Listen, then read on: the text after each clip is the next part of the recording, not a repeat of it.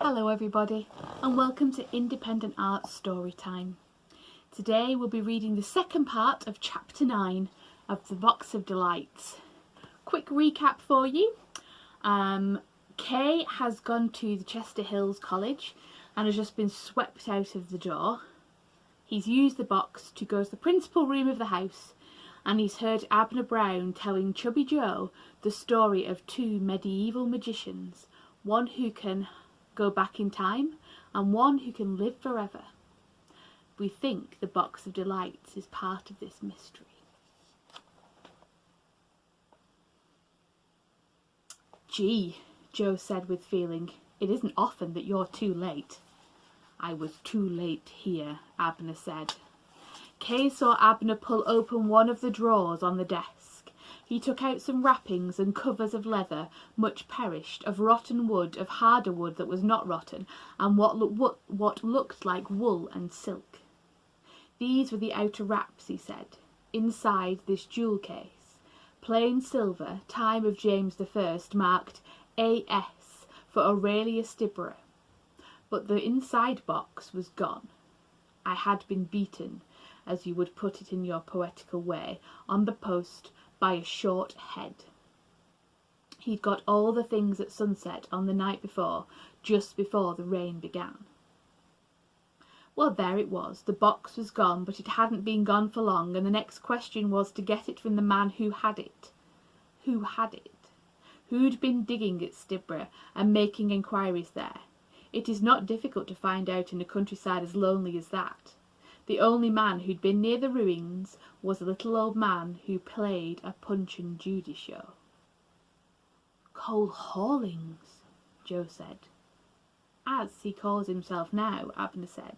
He was the man who'd been taking measurements at Stibra and borrowing a bill hook to cut away some of the brambles and undergrowth. Well, you've got Cole Hawlings all right, Joe said. You've no cause to complain. I suppose it wasn't hard to run him down, an old man with a Punch and Judy show. I have other ways of finding things that I want, Abner said, than by questioning all those who happen to be in the tap room of the Blue Dragon.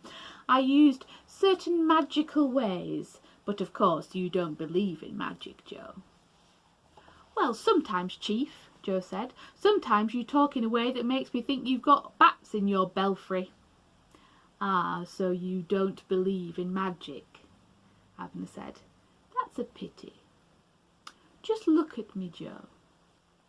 Joe looked at Abner, who moved his left hand strangely, and instantly the door opened and through it came queen after queen, crowned and smiling and wearing scarlet.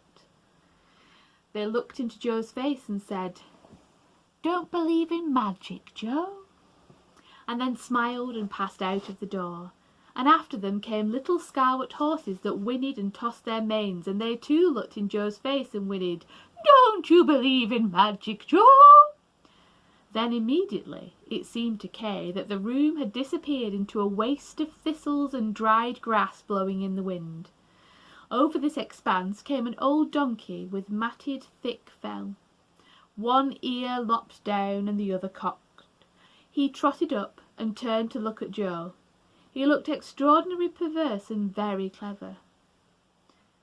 Then he brayed, Don't you believe in magic, Joe? And then he cocked his ear and was lopped and lopped the ear that was cocked and brayed again. No, Joe doesn't believe in magic. And there was the room, just as it had been before. For goodness sake, Joe said, how did you do that? I suppose you've got a magic lantern somewhere. You might call it that, Abner said, but by some such body of friends as those you've already seen, I was able to find out who Cole Hawlings really is. When you see your friends again, Joe, you'll be able to tell them who he is and why I have never hurt him. Cole Hawlings is Raymond Lully. Kay, who was watching Joe's face, saw Joe gasp and then assume a look of pity, contempt and tolerance for a man who had plainly gone mad. But you said he was dead, Chief, Joe said at last. I said they show his tomb at Palmer. He discovered the elixir of life, and flew away from his disciples in the likeness of a golden cock, and here he is now as Cole Hawlings." There was a pause at this, and Joe looked at Abner and at the floor, and then back to Abner, and he was plainly trying to find something tactful to say, and at last he found it. "That thing you say you discovered, the liqueur of life and that, would that be like a kind of cough mixture?" "If you can imagine a cough mixture that will make a man eternal, able to survive pestilence or any other way of death, it would be a good mixture to get on the market, I can see," Joe said. "Abner's Cure-All at 1 6 half-pint bottle. These patent medicines are just raking the money, but it wouldn't cure crashing in an aeroplane nor being run over by a lorry, you don't pretend." "Why not?" Abner asked. "Why shouldn't that which makes tissues unkillable make bones unbreakable?" "I see," Joe said, scratching his head. "It's like one of those rubber solutions they used to pump into tyres, and they made the tyres solid so then you couldn't puncture. Well, if you could get a stuff like that on the market, you'd beat all the pill merchants and the salts fellows, and I should think we'd all be in it with you." "My dear Joe," Abner said, "if there is one thing I pride myself, it's my loyalty to my colleagues. For whom do I toil here? For whom do I think and worry and scheme but for the brotherhood? We have lived through all these years of danger and adventure together. What could be a greater joy to me than to share all our little takings and enter into partnership for the marketing of the elixir, for the eternity of happy quiet?" "Chief," Joe said, "if you don't mind, I'll sit down. Some of what you've told me is a bit of a knockout." "Well, then that's that," he said. "That is that," Abner answered. "About these clergymen," Joe said, "what still we don't see is why you keep scrobbling the clergymen. See here now in the Daily Thriller. The latest outrage at Tatchester, culminating in the disappearance of the Bishop's chaplain, the Reverend Edward Charity, B.D., and his friend, Chief Theologian Dr. Isaiah Dogma, points to the existence of an organised conspiracy, possibly has been suggested to prevent the holding of the millennial Christmas service advertised for the early hours of Christmas morning. If this be so, and no other explanation of the outrage so far suggested seems to meet the case, we would warn the scoundrels responsible that the establishment will contrive to defeat their machinations. The service will be held." "You see that, Chief, and the heading 'Church Defies Bandits,' they mean business." "And so do I, Joe," Abner said. "Is it your game to stop that service?" Joe asked. "I'll stop that service if they don't deliver the box or tell me where it is." Kay saw looks of anger, bewilderment, contempt and mutiny cross Joe's face in quick succession. He also noticed that none of these looks was missed by Abner, who was watching Joe intently. Joe rose from his chair and walked the room for a moment. "Chief," Joe said, "I don't like what you're doing. While you were just a fair and square burglar like the rest of us, I respected you. But this dabbling in magic and scrobbling up the clergy will come to no good. You'll find it so when it's too late. The press respects burglars like us who only burgle the very rich, but you're now going against children, women and the clergy, and you've turned the press dead against you. Of course, I've got no intellect, don't go by what I say." "I congratulate you on your knowledge of yourself," Abner said sweetly. "You are not employed for your intellect, but for your nerve. Are you losing your nerve?" "No," Joe said sulkily. "Good," Abner said. "I take it, Chief," Joe said, "that you're not keen on going dead against your own interests in this." "No," Abner said. "Why?" "Of course," Joe said, "the profits are too small for you to bother about. £1,000 is nothing to you, but to us poor chaps who do the work, they're £1,000. "Come to the point, what is it, Joe?" Abner asked. "Well, Chief," Joe said, "now would be the time to stop this clergy business. The Archbishop is offering a reward of £1,000 for the return of the Bishop or Dean, with reduced sums for the rest. It's £25 even for a choir boy. It would be quite a profitable little haul if you choose to take it. tomorrow or even today, and you'll have the yard poking about. The yard? The yard could be in this room, and those clergy could shout, "Oh, come, all ye faithful," at the top of their voices, and yet not be heard. Come to breakfast. All right, Joe said, but there is another thing. There is a boy at Seekings, Kay Harker. He was here with that boy Peter whom we scrubbled, and I don't see why Cole Hawling shouldn't have given the box to him if it comes to that. You don't see a good many things, Abner said. I dare say I'm blind as a bat, Joe said, and as for intellect, I never claimed any. But blind and balmy as I am, I never talked such tosh as you've talked since I came into this room, nor I never sold my soul to the devil. What with that and going to the films, you've got bats in your belfry. I thought so before, and now I know it. You'll come to a bad end, let me tell you, and it won't be long hence. Kay saw Abner's pale face turn a little whiter. He was plainly very angry and about to answer savagely, and at that moment the door opened, and in came Sylvia Daisy Pouncer Brown, who had no doubt been listening at the keyhole. On seeing her, Joe muttered what sounded like, "Crikey, and now here's his missus." Sylvia D.P. Brown looked at Joe and drew her own conclusions. "Abner, my dear," she said, "you've talked and talked. Do come to breakfast before it's cold, and remember you've got to speak a Christmas talk at Tatchester Almshouses at 10:30. "Certainly, my dear," he said. "We've said all that we have to say." Kay could not be sure, but he thought that Joe muttered, "Oh, have we? You'll see." "I was forgetting the almshouses," Abner said. "Those poor deserving old men and women, we mustn't forget them, must we? Well, Joe, that will delay our business till 2:30 in my room. Do you get that?" 2:30 in your room. Very well, Chief, Joe said. Abner walked past him to the door. "Come along to breakfast, Joe," he said. "We're both half starved." They walked out of the room together, and after a moment Kay pressed his box, resumed his shape, and slipped into the corridor after him. To his right the corridor led to the hall and main staircase.